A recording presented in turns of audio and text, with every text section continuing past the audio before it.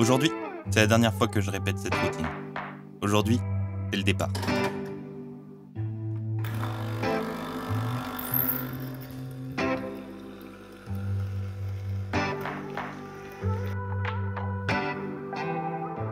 La dernière fois que je regarde cette ville par la fenêtre.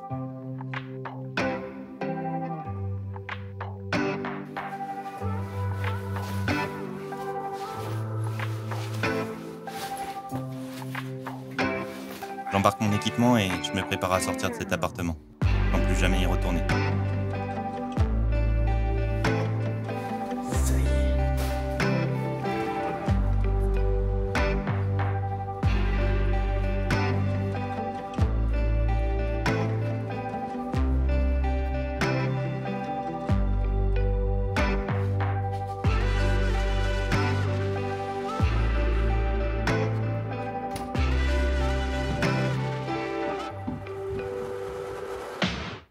Je mets le cap au large. 800 km à avaler. La France en diagonale. Direction la Bretagne. Vous êtes toujours sur Radio Braise et tout de suite on Pourquoi la s'écoute Bretagne ? du Bignou. Pour retrouver mon compagnon de cordée. Celui qui partagera ma première aventure sur cette chaîne. Et accessoirement pour vendre le van. Oui, même les fidèles navires ont leur barreau d'honneur. Les kilomètres défilent au rythme du moteur. Comme des notes sur une portée d'asphalte. La route est longue, mais je me sens bien. Comme si le volant me tenait la main. C'est notre dernière virée ensemble, lui et moi. Une dernière danse entre les lignes blanches.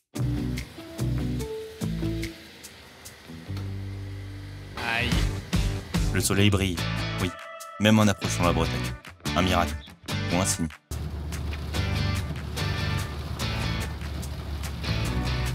Eh ben il pleut hein. Putain, la vitre elle était propre quand je suis parti. La gueule, elle est pourrie.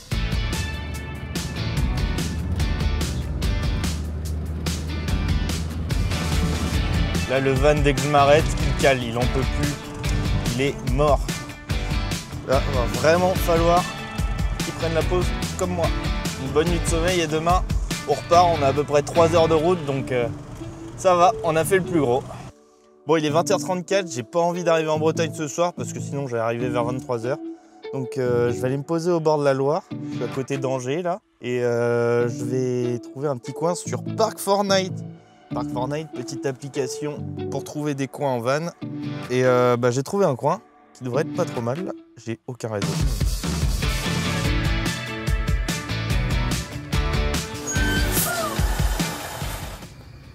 Bon, ça y est, je suis arrivé, je me suis installé avec le petit van. Le coin est top. Petite table de camping, quelques voisins. Et puis sinon, on va aller voir la Loire. Hein. Elle est juste là-bas. Ouh! Enfin, en vrai, meilleur spot. Regardez-moi ça. On va se faire maxi coucher de soleil ici. Hein. Moi, quand je vois ça, je voyage déjà. Je suis déjà dans un autre pays. C'est une dinguerie. Ça donne presque envie de se baigner. Hein. À mon avis, elle doit pas être chaude.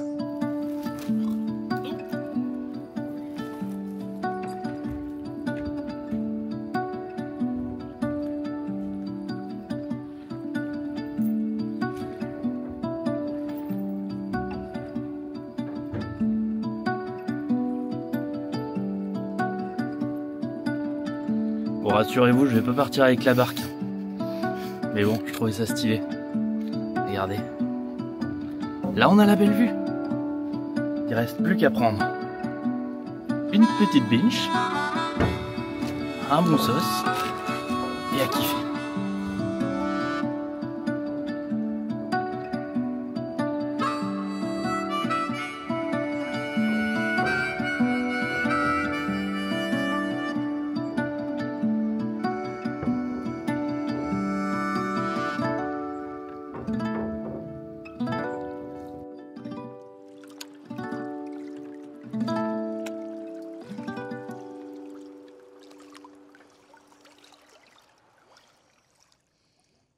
Ah ça y est, je suis enfin en Bretagne et j'arrive bientôt chez mes parents.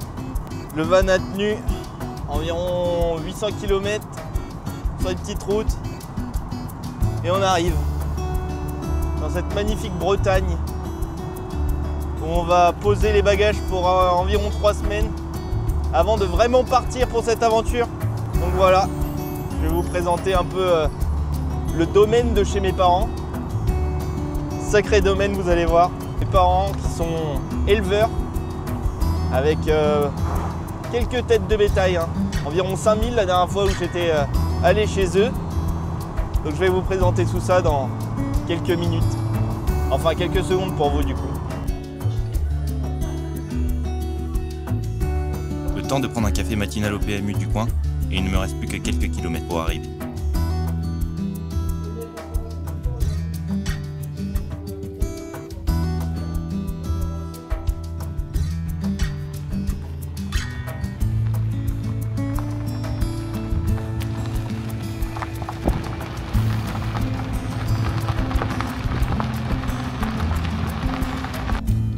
Ça y est, on est arrivé.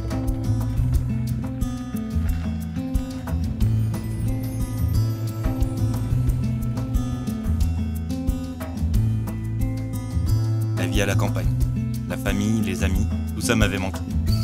Et ça fait plaisir de retrouver tout ça.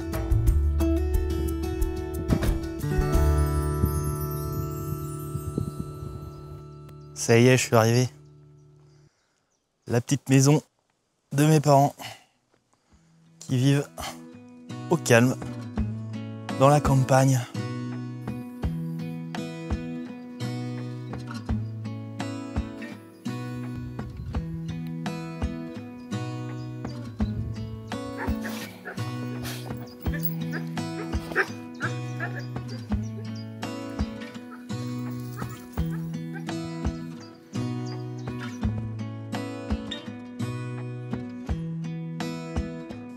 Au final, ils ont réussi à se faire un joli petit domaine. Bon, je vous avais parlé que mes parents étaient éleveurs. Voici leur élevage. Ils sont éleveurs d'escargots. Là, on les voit pas trop. Pourtant, il pleut. Je vais essayer de vous les montrer. C'est bon, j'en ai trouvé. Faites pas trop de bruit. Faudrait pas les réveiller. Quelques petits escargots par ici. Peut-être ici. Ah, voilà. Quelques petits escargots. Ils font dodo. On va pas les réveiller. Et surtout, pas les écraser. Bon, ce qu'il faut savoir, c'est qu'ici, mes parents vivent en totale autonomie. Ils vivent pour l'électricité grâce à l'énergie solaire. Ils ont leur petit élevage d'escargots, les poules, le petit potager juste ici, les petits chiens, les toilettes sèches. Et donc pour l'eau, ça se passe ici, grâce à 4 cuves de 1000 litres dont ils récupèrent l'eau via l'écoulement de pluie. Et pour ce qui est de l'eau potable, ils se débrouillent comme ils peuvent. C'est un peu la galère, mais c'est comme ça qu'ils aiment vivre.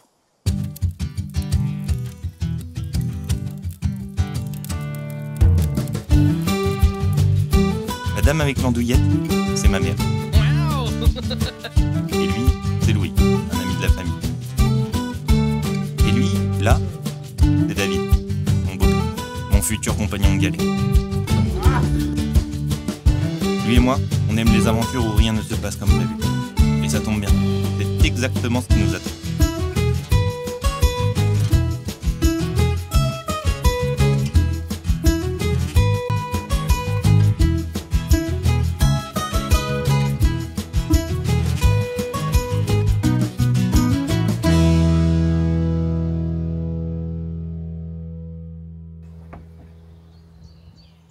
Somebody once told me.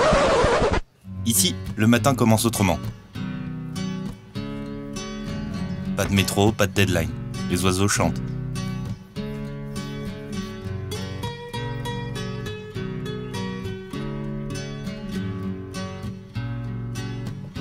Ici, on bricole, on répare, on adapte. Loin du monde qui court pour se sentir vivant, ici on marche doucement. Et c'est déjà beaucoup. Cela permet la tranquillité. La lenteur est un plaisir quotidien.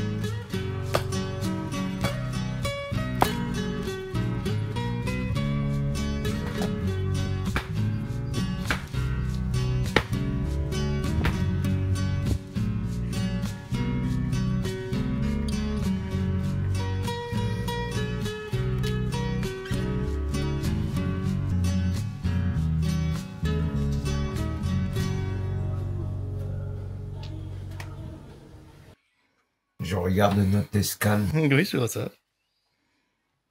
On commence à organiser notre périple. Et ce livre, c'est notre guide. Il nous faut l'étudier. Voilà, tout ça en trottinette. Ça va cailler. Il ne faudra pas dormir là. Non. Ouais, il faut bien analyser. Il ne faut pas dormir là. Non, celui-là, ouais. Moi, ça va cailler. Mais il faut également nous entraîner, tester le matériel, modifier ce qui ne fonctionne pas. Se mettre dans le bain, comme on dit. Sans se noyer. Je prends quelques pierres pour simuler le poids des vivres, et on part pour quelques kilomètres. Un échauffement avant la vraie scène. Putain, il va me remplir mon sac. D'abord, je vais avoir 20 kilos.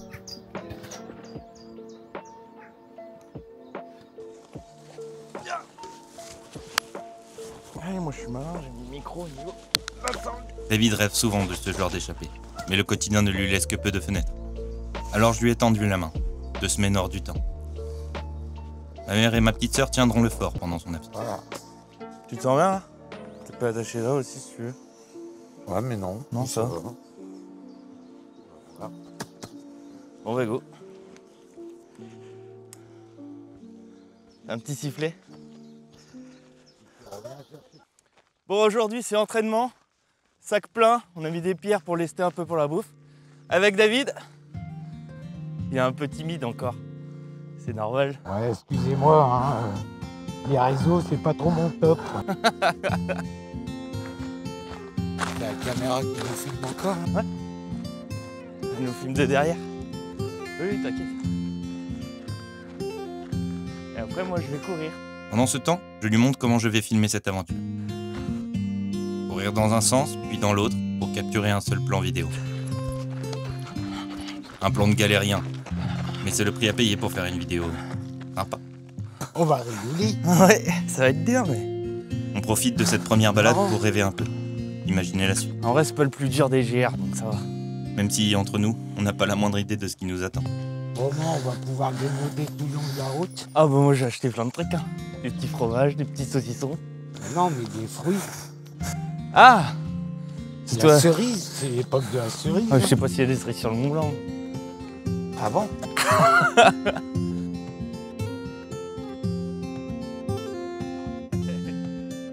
que ça. Mais c'est ça l'aventure. Ne rien savoir et y aller quand même.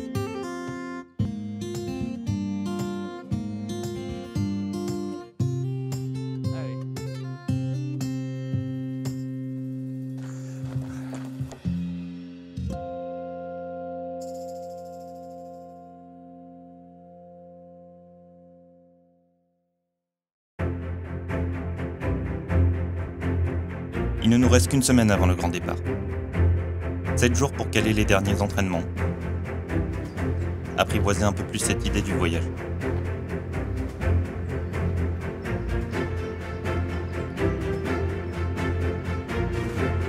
Pour acheter les derniers objets manquants, petit rien qui semble soudain essentiel.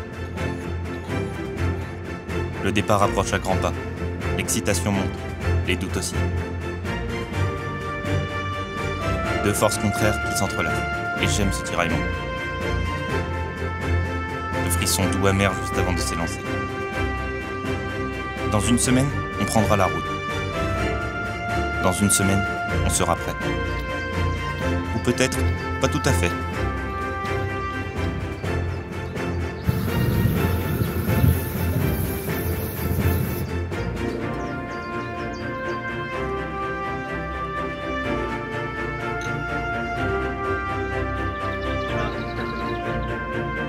Mais c'est là que l'aventure commence. Au moment précis où l'on décide d'y croire, malgré tout.